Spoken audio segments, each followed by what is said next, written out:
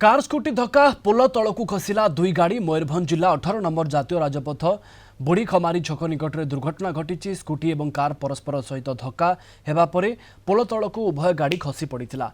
दुई स्कूटी आरोही गुरुतर होइछंती। कार रे थिबा 4 जण यात्री मध्ये आहत होइछंती। समस्त आहतों को बारिपदा डाक्तरखाना रे भर्ती करा जायछि। झारखंड एक परिवार कार जोगे ब्रह्मपुर जाउथवा बेले दुर्घटना घटिथिला।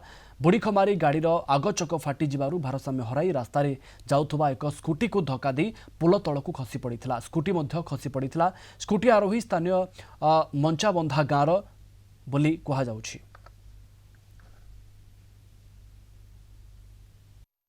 मकर पर आसला छुआटा बुलियापाई शाड़गा छाड़ा जाऊला गला बेले बुढ़ी खमार पाखे गोटे क्रियाटा फैमिली लेके जाऊले लेफ्ट चकटा बास्ट गला आग चक आमती दुर्घटना हो गला।